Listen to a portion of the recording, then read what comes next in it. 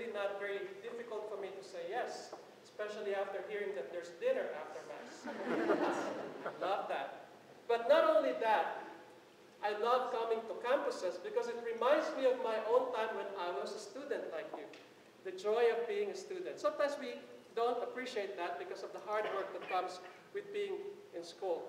And isn't it true that as the holidays come closer, especially Thanksgiving, it's a great marker of the end of the semester.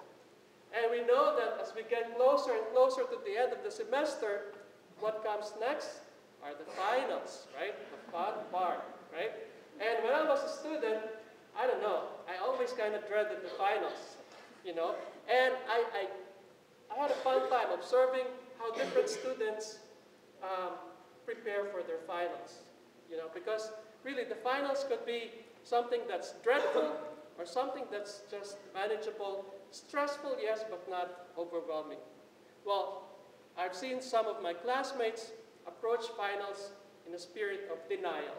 It's like, it's not going to happen, you know? And you just kind of continue living your life, just having fun, and then all of a sudden finals come, you just find yourself dead, right? You can't even make it. Some, and I'm guilty of this too, procrastinate. You know, it's like, yeah, we'll just like keep piling the work, right? And then as the finals come, you just have no sleep for 1 week, right? It's just like so stressful. But, you know, there are others who are also just constantly anxious, you know, not doing anything, just always worried, you know, about the finals.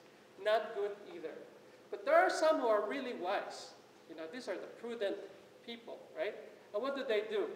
They know how to space out the work throughout the semester. They don't wait for the job to keep piling up so that they were able to approach the finals really prepared. Because each day of the semester, they've been doing the work that's been asked of them. That's not a lot of us, right? And it's hard work because you know that you have to be on top of your work, always doing what is needed to be done now, so that you know at the end of the semester, you'll just be able to breeze through and get good marks. You know, when I think of this, I think it's a very good analogy to what Jesus is saying about the end of time. You know, the first reading in the gospel today, they're not the most fun thing to hear, right? The first reading speaks of a great tribulation. And then Jesus compounds to that. He said, after that big tribulation, he said, like, no, the sun is going to get dark, and the moon will not shine, and on top of that, the stars will be falling.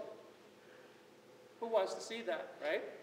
But whether Jesus is saying it symbolically or literally, you know, I don't want to guess on that. The point that Jesus is making is that towards the end, there's going to be a testing, just like the semester, just like at our school. You need to be tested to really see if you really learned what you're supposed to learn at school. In the same way, life is a real test, and at the end, we will be asked how we have lived what we have done. And just like in school, there are some who live life in denial, thinking like, well, I will never give an accounting to anybody with my life. That's a denial. It's not true. Some people procrastinate. I will do the things that God is asking me to do, well, when I get old. That's presuming you're going to get old, right?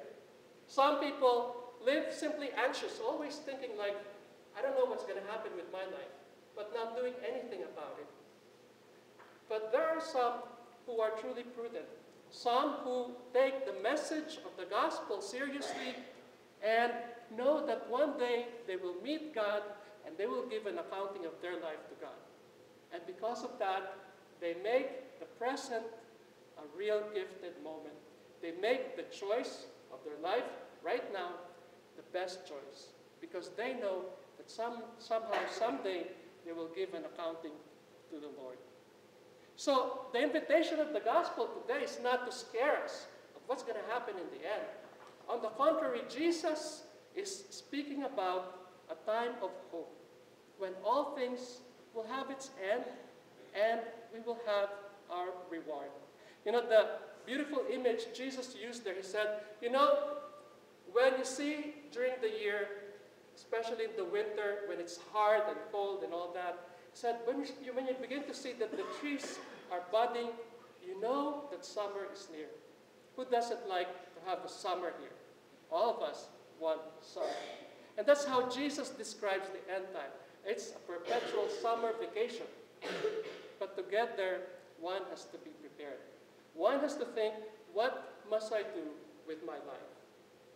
And see, that was the same question that St. Francis, the founder of our community, asked himself. You know, St. Francis, as a young man, was just like concerned about partying, having fun, and all that. But at some point, he realized there's something more to life. And as he got more serious about it, he began to pray. And he asked God, what do you want me to do, Lord? I think that's what the gospel is asking us to pray today. What do you want me to do, Lord? You know, it's interesting. Most of us, when we are in college, we're pretty much thinking like, I kind of know already what I'm going to do with the rest of my life, right? We almost have a career that we're set to follow. At least that's what I thought for myself. You know, when I graduated from high school, I too was attracted to consider the religious life and the priesthood. But at some point of me, I felt like, well, maybe not. It's too much of sacrifice, I thought. So instead, I chose to just go to a university, hoping I can deny, hoping I can procrastinate, hoping that this calling that God is, putting into my heart will just leave me alone. So I went to a university, and I graduated with a degree in physical therapy. So by profession, I'm a physical therapist. I practiced it for 5 years in New York City, had a wonderful life there, enjoyed the career and all that. And yet, I kind of felt, still in my heart, there's something that needs to happen.